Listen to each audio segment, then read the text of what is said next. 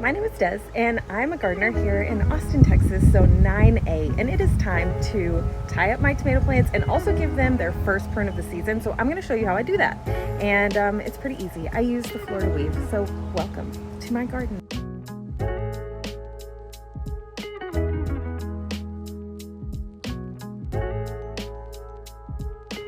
These are the tomato plants that we're going to be focusing on, and you can see here I've already got my T-post set. I set one T-post on either end of the tomatoes that I'm going to be trellising, and we don't really want any of these tomato plant leaves to be touching the soil, so this is where we need to start pruning. And they're already setting a ton of flowers. I should have done this earlier, but I wasn't quite ready yet, and we're going to do this one plant at a time, and I'm going to take you step by step. This tomato is an indeterminate variety, so it's going to grow very, very large. So we have a long growing season in my zone, and this plant will get absolutely huge and unruly. So I'm not very concerned about taking off some large stems on this because the plant will keep producing. What we are going to do is start here at the bottom, and some people don't like doing this, but I'm going to be taking this off here, and it's a little bit hard to see so far, but there is actually a sucker right here on this plant. And some people say you should remove your suckers, that they won't bear fruit. I don't agree. I have seen a sucker bear fruit, so I never take them off, and I'm taking this leaf here. I want to create an upward growth habit here, and I also want to increase airflow around the plant. As you can see here, we've already got some suckers coming out here that are doing great.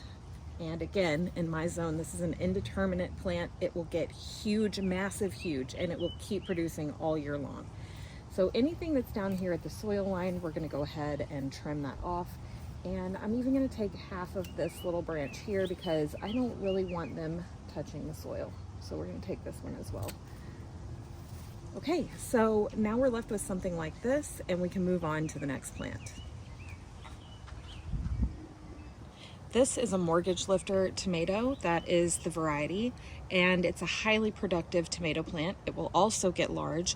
You can see it's got a lot of growth down here on the bottom of the plant. We really don't want that growth here.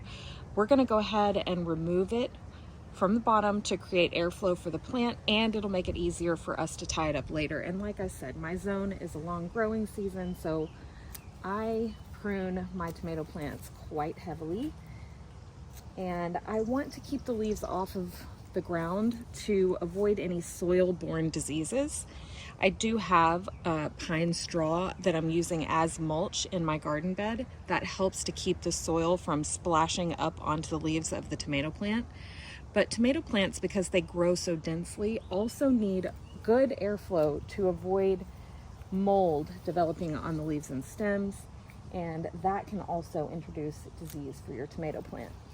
So we're just kind of opening up the legs of the tomato plant here, as you can see, and that's about all I'm going to prune off of this plant today. It's a good rule not to trim more than a third of your plant each time you prune. You probably can't tell much from this video, but this tomato plant already has a pretty hefty lean on it, so I like to keep bamboo stakes around, and this just helps me kind of right the plant, see how much better that is, to keep it upright and to get it out of my way. But it will also help me when I tie up the tomato plants in a little while, because you don't want to tie them when they're super young. You want a little bit of wind to blow your tomato plant around to develop stronger root systems below the soil. So now that we have it more upright, we can see that it's not quite as overgrown and bushy as the other two were, but it still does need a little bit of pruning down here at the base. So we're just going to take off what it needs. So in my opinion, this needs to go, and we're going to take this one right here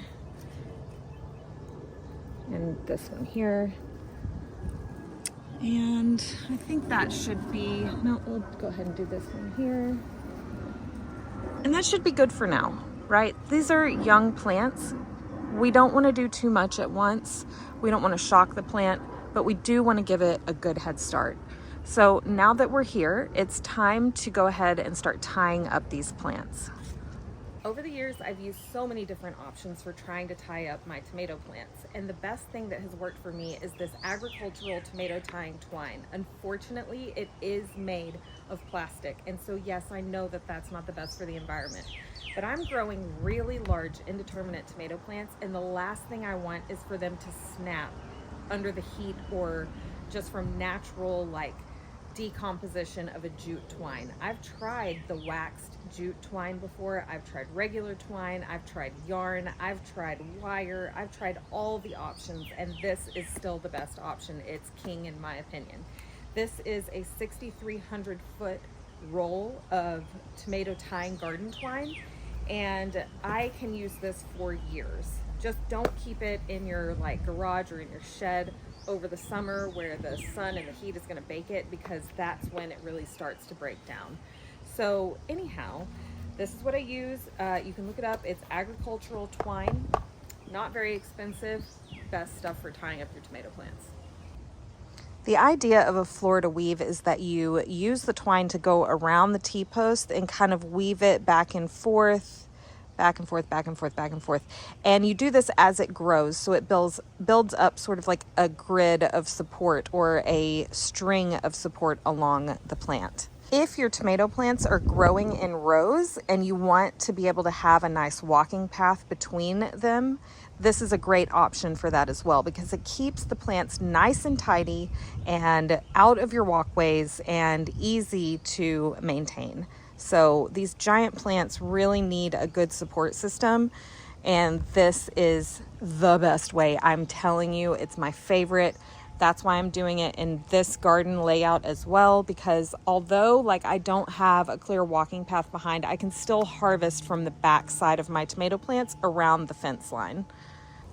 My method is almost a modified version for my garden, but the concept is still the same. So this is just the way I do it. I'm going to tie it off at one end down here, and then we're going to start the first course. And I actually do have to make maybe a couple of cuts in mine.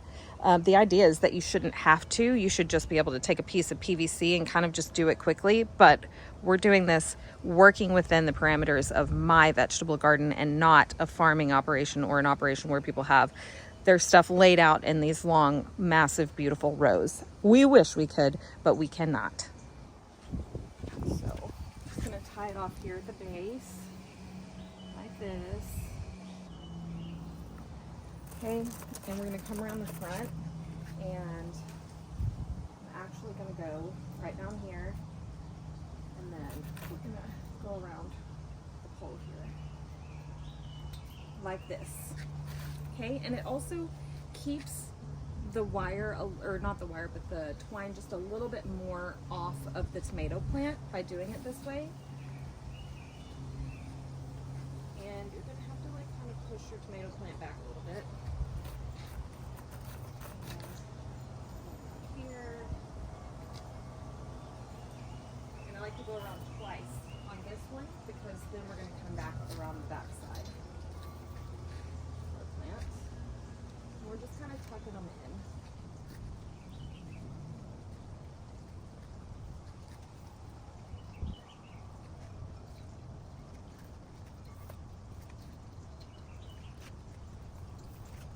Like this.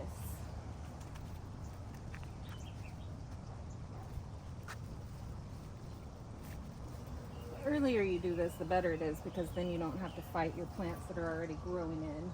Okay, and I'm gonna just keep going because I actually can.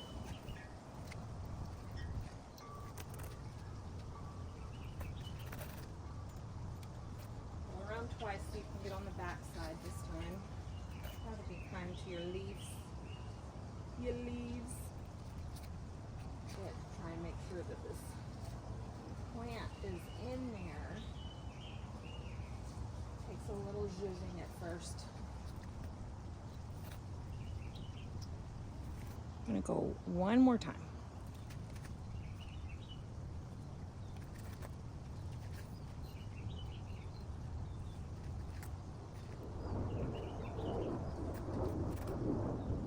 And we're going to end up tying it off down here at this end. Go leave yourself some slack. I like to go around your eyes.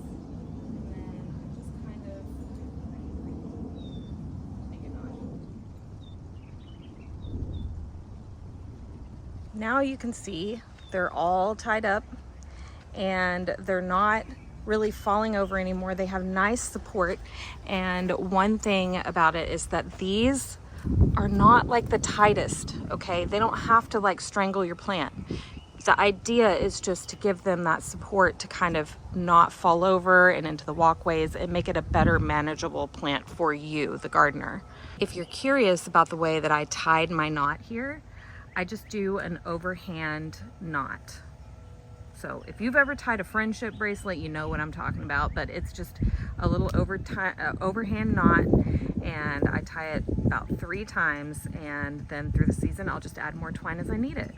If you found this video helpful, please consider liking and subscribing, and leave me a comment down below letting me know what you'd like to see in future. And as always, happy gardening, and I hope to see you in the next one. Bye!